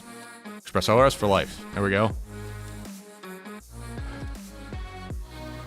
Yeah, exactly. Or just eat crow when you do change systems. Yeah, I don't know. I mean, there's so much out there. I fly everything except for like DJI camera drones because I can't afford that crap. There's so much out there. There's so many good stuff. To stick with one company and just ride or die is just dumb. Like, it really is. It is mental. It's like, it's the same way in the car world. Like, Ford for life. Yeah, but Ford builds junk. Chevy still builds junk, but they build good things in certain areas. Like, to just lock yourself into a way of thinking is just mental to me. I don't get it. If that's the way you are, then so be it. Good for you, but I can't do it. Yeah, EDOC, there you go. Express LRS, I mean, on paper, Express LRS is better than everything else. But that's just by going by, these things called facts. But facts can be skewed. What are we talking about best? We're talking about best in the sense of frame consistency and latency. There may be something Crossfire does that's better than Express LRS. The interface certainly is way better than Express LRS.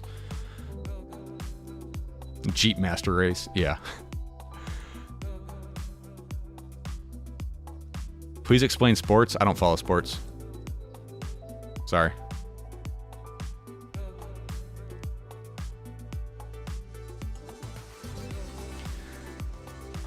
Well, Express LRS has smaller antennas, but that's because you're on 2.4.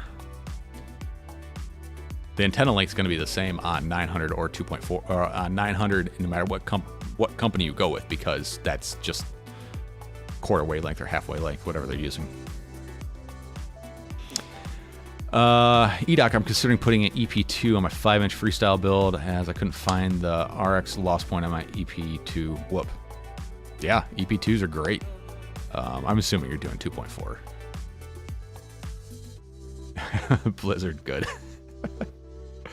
Yeah, I don't do sports. Or are you talking about the whole ride or die thing? I don't get it.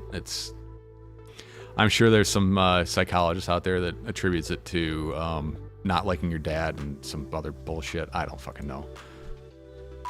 Sorry, I'm trying today. Like I said, I'm a little under the weather, so my tolerance is very low today.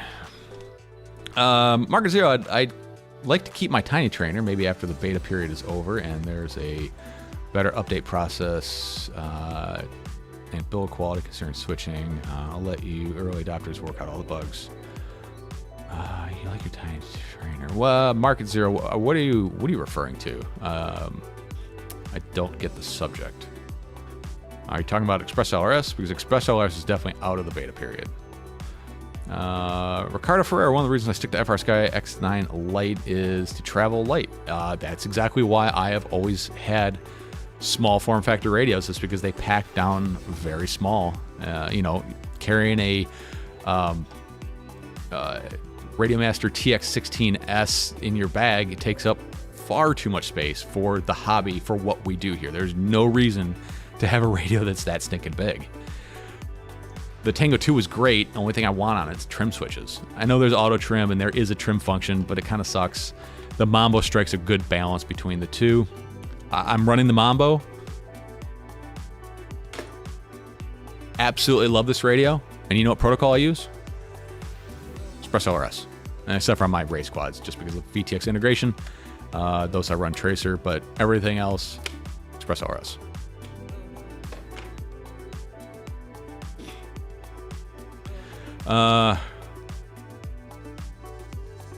I would consider moving on to TBS Mambo Crossfire, though. Yeah, it all depends what you want to do. I think the song Sports Goes Sports by Garfunkel and Oates explains it best. I'll have to check that out.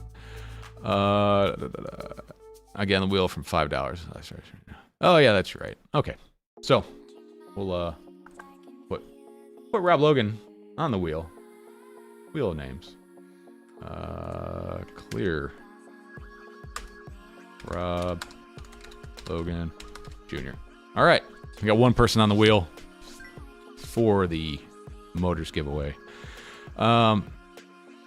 TX12, yeah, great radio. I mean, I think for the budget radios, the standard of build quality is probably FrSky still. I know you guys are going to hate to hear that, but I have a lot of freaking radios here. A lot of radios. And I can tell you, pick up any of those radios, and the ones that are going to feel the best are the FrSky radios. The molds are heavier. They have more screws on the main boards, better connectors. Although Radio Master and Jumper are getting where they should be. The potentiometer gimbals inside Radio Master radios are okay, but if you look at the gimbals, you'll notice there are metal shavings on all of them. Like wherever they build these things must be in a refinery, because there's just metal flakes attached to everything.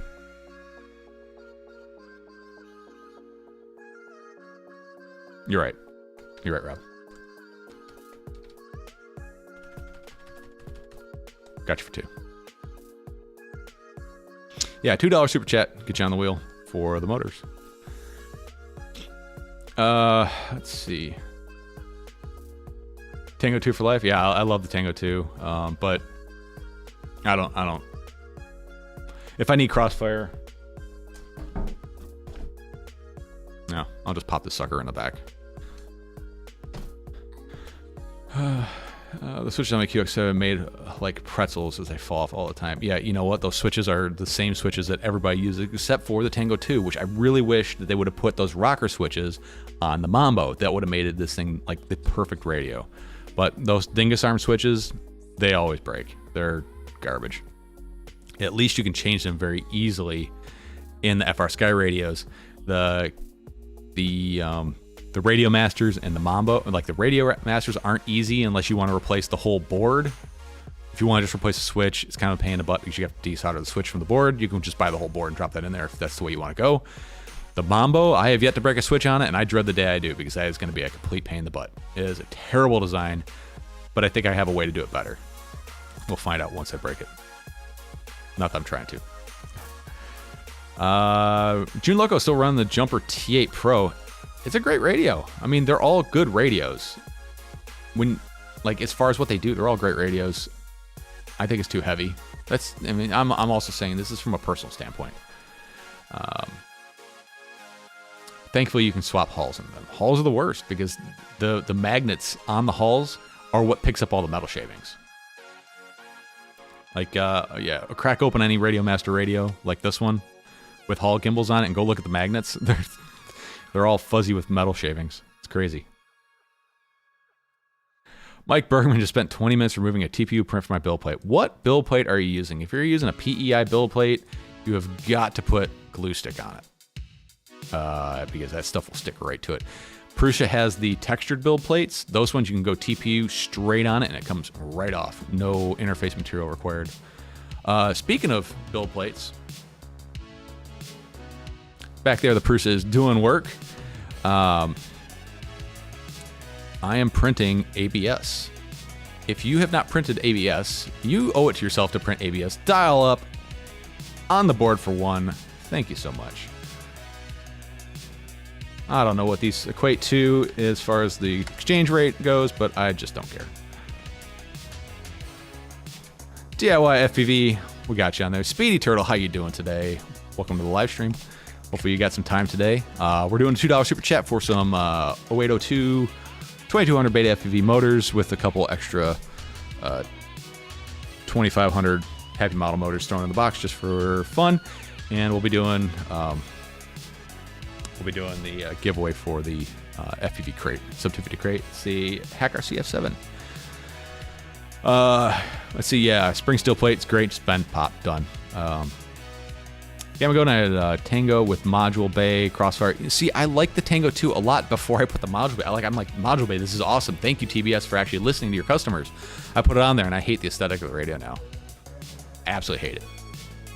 Functionality, it's awesome, but yeah. Yeah, so for going to straight, like, smooth PEI, you've got to use an interface material like glue stick. 22,000, my bad. 22,000 kV motor. 22000. My bad. Misspoke. So anyways, printing a lot of ABS parts. If you've never printed ABS, you owe it yourself to try to print ABS.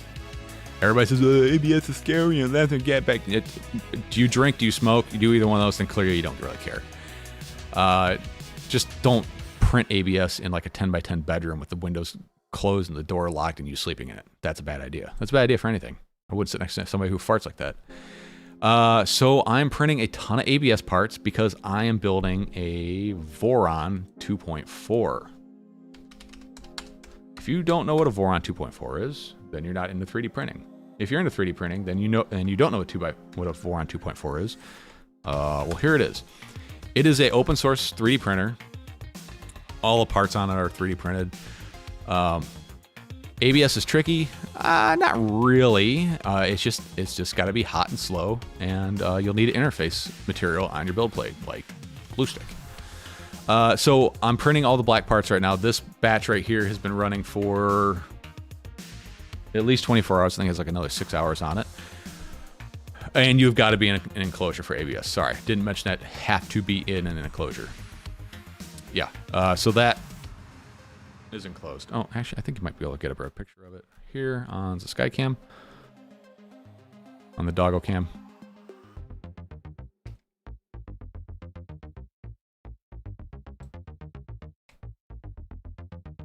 There. That's the printer setup right there. But she's been cranking away for the last couple of days on printed parts for the Voron project. I didn't know what accent colors to use. I'm not huge into aesthetics, but red is typically the accent colors. Let me guys know what you think I should do. Should I go with red or go with something else? It is more printer than you'll need, but it'll be the last printer that you ever need, I think. The reason I'm doing it is A, I want to go fast, and B, the Prusa bed is just not big enough for some of the stuff I've been doing. Barry Cook, or Cookie Cook. Cook. I think it's Cook. Big super chat. Thank you so much. Put me on the wheel, please, and the rest for some doggy food or whatever. There will be dog treats. Had a plenty. I bought more dog treats yesterday, and I forgot how expensive those stupid things are. Ricardo Ferrer, another reason for Frsky. The first day I got X9 Lite, I changed to 1860s and hot at radio. Started on fire, melted the battery holder, ordered spare parts. Yeah. Speedy Turtle wants to see the Voron when it's finished. You shall see it when it's finished. Speedy says red. You basic. Red looks good. But I'll be honest, there's a lot of other colors out there. I'm thinking blue maybe? I don't know. Red looks good though. If I don't get any good inputs, I'm probably going with red. ABS is challenging for larger prints, but not too hard. Worth a shot to try personally. I just use PET-G. So printing ABS, it's like printing silk. Like it is so good. It's so, you can do so much with it afterwards. You like finishing it is so much easier. You can vapor smooth it with acetone. You can actually sand ABS and it sands. It doesn't just gum up like PLA does. Yellow for accent there's a good EDOC. Your one wheel seemed to be orange heavy. Orange heavy because I had a bunch of Prusa mint orange PET-G laying around. Tweet yellow. My color's tweet blue. And I don't think they make ABS with sparkly stuff in it.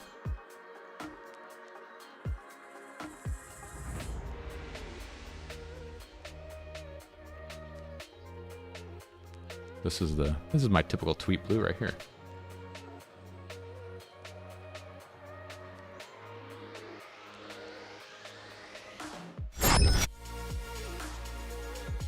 All right, let's close down the wheel for the giveaway on the sub 250 crate. You guys haven't entered, sorry. 3, 2, 1, and shutting it down now.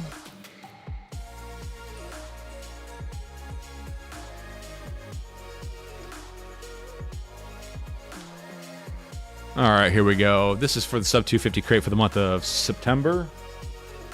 Good luck, everybody. We'll shuffle these names. 5, 4, 3, 2. Wait, no. Someone give me time. Between 5 and 50. 5 and 50.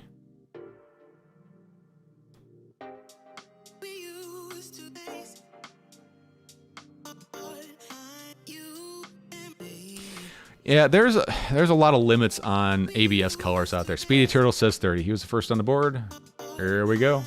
We're going to go with 30. Good luck, everybody. Thank you so much. 5, 4, 3, 2, and 1. Thanks for actually watching the video and signing up. Next time, it's not going to be at the end. It'll be somewhere else in the video. Good luck. Be a little creative with it.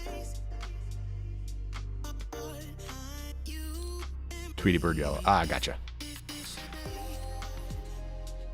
Yellow doesn't really look good in ABS.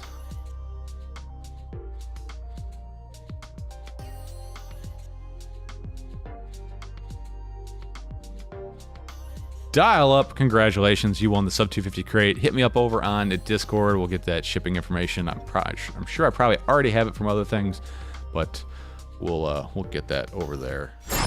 Thank you so much for that. Congratulations, Dial Up. I always watch the video. I don't think I entered that one. Sorry, Speedy. Yeah, congratulations, Dial Up. Congratulations. All right, so we're down to the Super Chat giveaway for the set of motors. If I can find a fourth motor for these 2500 kV ones, I'll toss another one in there. These are just...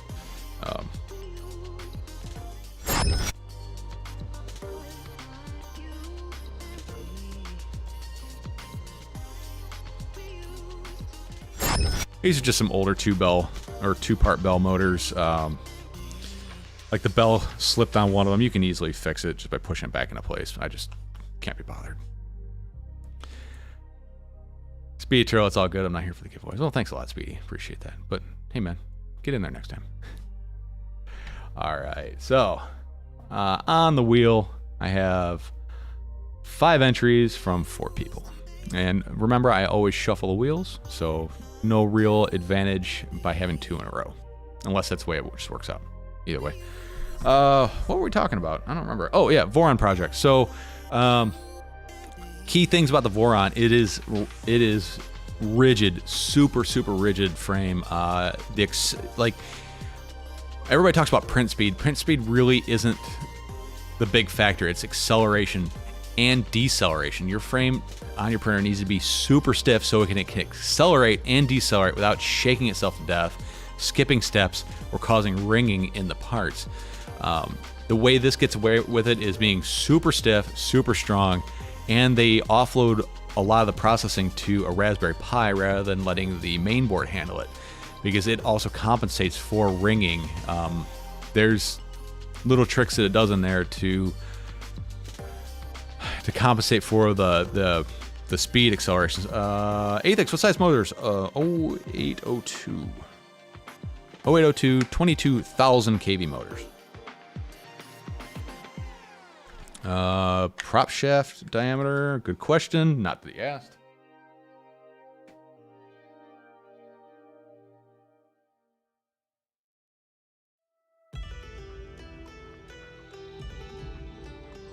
Uh, 1 mil prop shaft diameter.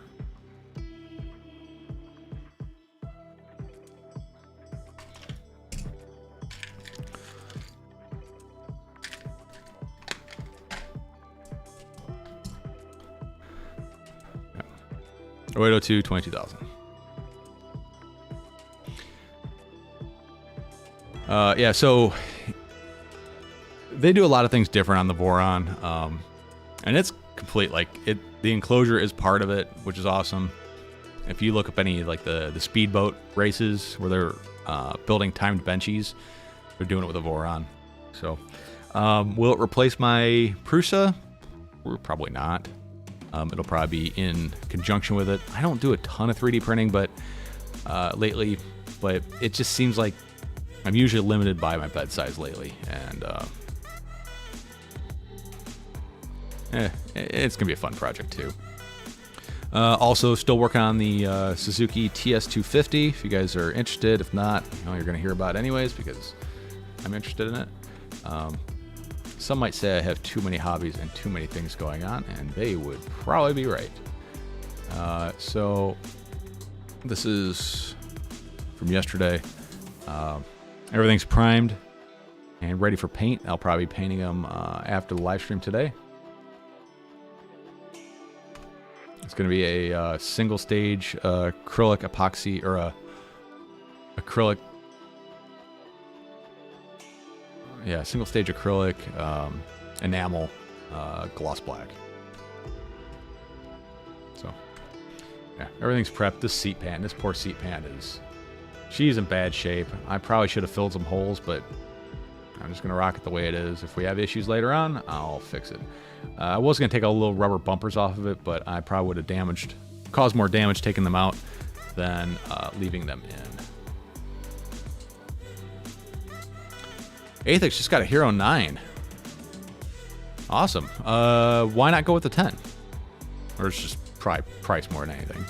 I don't know if there's much of an advantage to the 10 over the 9. But awesome, man.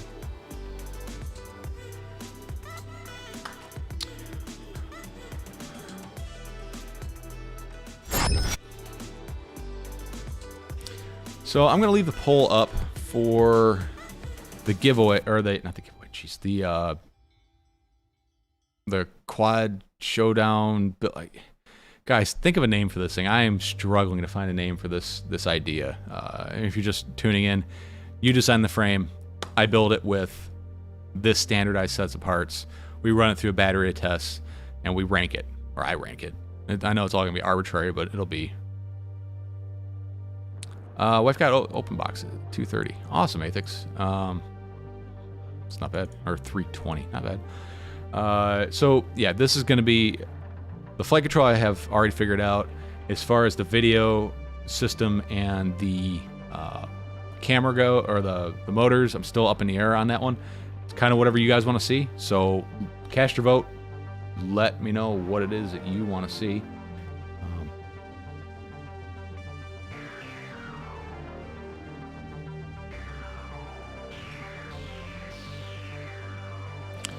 This will get you to the Discord there.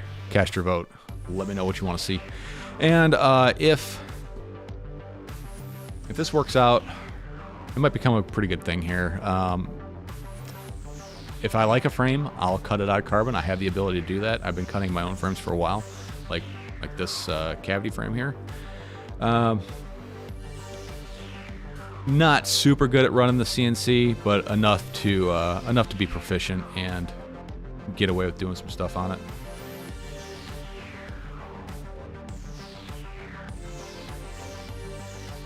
A 6 versus a 9, a $50 difference? Jeez. The Hero 6 is going to be better for real steady. There's that. Something about the gyro is different on the 6. Requires much less dampening as far as your mounting goes. I have some Tiny Turner 1404 motors, which would be an option for this frame setup. Shooting for 3-inch range. As far as, I mean, we'll compare weights and all that stuff. So I'll probably come out with that by the end of the week. So if you care which parts I use, let me know. One of the advantages of using DJI is I won't have to put a receiver on it. I'll just use the DJI radio for everything. If I go with a analog or a Sharkbite system, I'll be running Express LRS, probably an EP2. Maybe an EP1. Probably EP1, just make life a little bit easier. I'm really excited for this Polar Nano. The pictures look really damn good. Yeah, but so Caddx released a bunch of air units, or Caddx Vistas. There we go. Oh, they're all sold out. Yeah, so there was a brief time where they sold a bunch of these. I got a couple on the way. It's not the Nebula Pro camera, but it is the original DJI camera. It's a 120 FPS camera, so that's really what really matters. As far as the mounting goes, we can work around that. But yeah, that is pretty cool. And I think Polar Nano.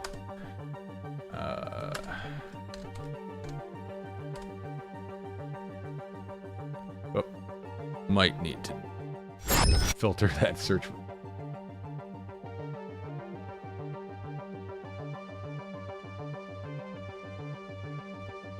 There we go. Yeah, Flywoo is selling the. So this is what I would go with if we were going to go with the digital setup on this this build thing that I got going on here. It would be a Polar Nano naked, like so. That's the way I would go. Yeah, I heard it was sometime in October, but if you saw it, Peter McKinnon leaked images of it with, retail packaging and everything. So it's out there, it's being tested, people are reviewing it. So I would say it's going to be fairly soon. We'll see how it works out for FPV. What's your opinion on the Iflate 55 Beast AIO? The 55 amp, is that the H? That's going to be the H7. If it's the H7, stay away from it. There is an issue with the way they have resourced everything on it. I believe on Betaflight, I think God, I can't remember exactly what the issue is, but there is a major issue with it where you can't run bidirectional D-shot and the barometer at the same time. And I think you need to, and I don't think you can go to Betaflight 4.3 or 3.4 Betaflight. Yeah, you can't go to the newest version of Betaflight. Like, it just is never going to work. It's actually a hardware issue. So you're stuck at Betaflight 4.2.2 or something like that. Even iFlight has it on their website what their error is. But the Beast F7, the 45 amp AIO, this thing is awesome. This is probably one of the best AIOs on the market. But if it's an H7, I would avoid it. I have the H7 in my Umagod 250. I really like it, but I am limited by what version of Betaflight I can put on it, unfortunately. All right, a couple more minutes here. We're going to close down the super chat giveaway for the motors. 0802 22,000 kV motors, whoop motors. These are, I tried running these on a 75mm prop. They work pretty good. 65 is kind of the sweet spot, but that is where I'm at with those. They were good motors. I just went a different direction with them. I really like the 25,000 kVs. Flight time be damned. And it's a 25mm AIO. Oh, wait, never mind. I'm thinking of something different. I'm an idiot. My bad. AIO as in flight control, ESC, all that.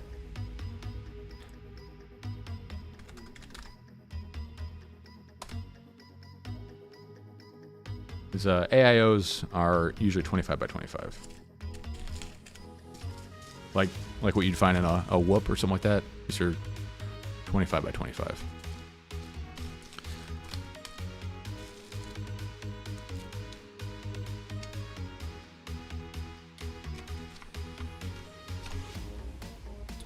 Let's see. Quad parts. Electronics. Sucks. AIO. Yeah, these are all 25 by 25.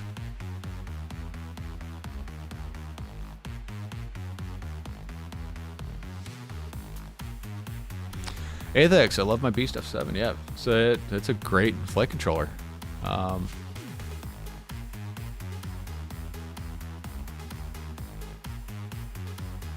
PayPal? Sure. tweetfp.com or tweetfp@gmail.com for PayPal, or you can find my PayPal link through there.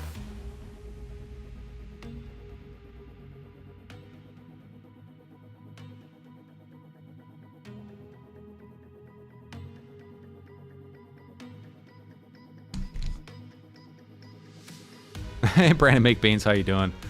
Welcome back from Sleepyland.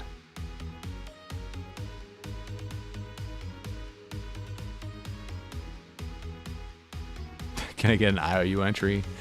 Unfortunately, no. That's not how this works. Mike Bergman. The Cadex Peanut has been hitting the streets locally, like the local retailers.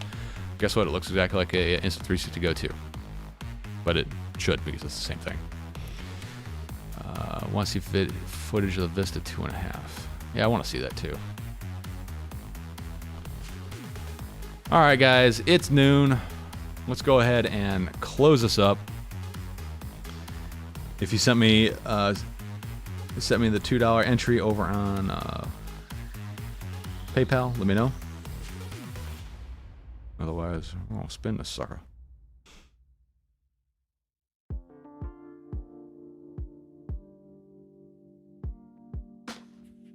All right. All right, here we go. We're going to close this up. Let's shuffle these suckers. And someone give me a time between 5 and 50.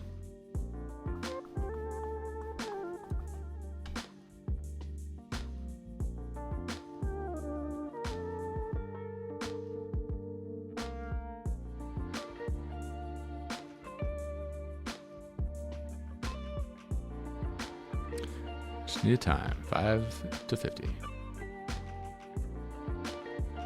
Script going 37. All right, guys, here we go. 5, 4, 3, 2, and 1. Thank you so much for your support. Here we go.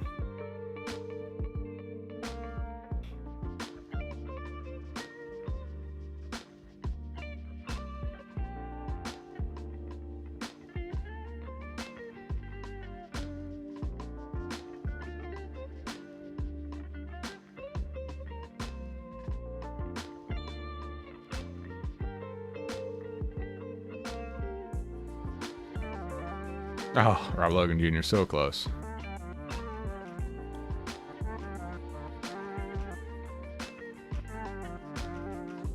Barry Cook, congratulations. Hit me up over on Discord or tweetfp@gmail.com. You can find ways to get a hold of me there, and we'll arrange some logistics to get these out to you. Congratulations. All right, folks, that's going to do it for today. tired and I need to take a break.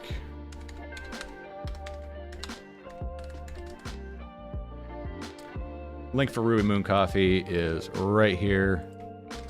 These are the people keeping me propped up today. I love their coffee. I work with the owner, or one of the co-owners. He's super into coffee. Real good dude as well. Ruby Moon Coffee makes just the best. Go. I mean, if you're gonna, here's my personal pick. Nope. Jeez. I would go with. I mean, the sample pack can't go wrong, but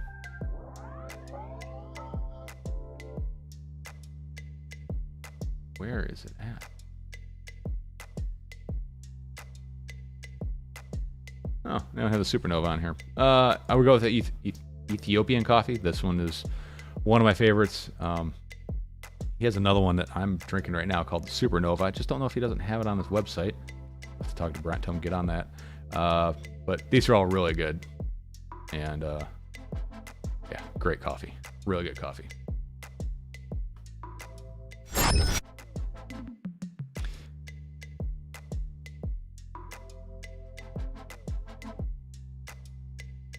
Yeah, I need I've got my triple gate stack made out of PVC, but I need to make some alterations to it to make it work out for the iGao thing. All right. Well, folks, thanks for coming out today. I really appreciate it. This has been fun. Need to go out and go spray some paint and get high. No, I'm wearing a respirator, but you know, it still stinks. Hopefully you enjoyed the Frsky updating tutorial I did this morning. Hopefully it will help you out. If not, congratulations. You're doing it right to start with. All right, folks. Thanks for stopping by. Thanks for hanging out today. If you want to get your voice heard or give me your input on this whole quad showdown thing, let me know. I'm open to ideas. If somebody has a good idea for a name, please let me know.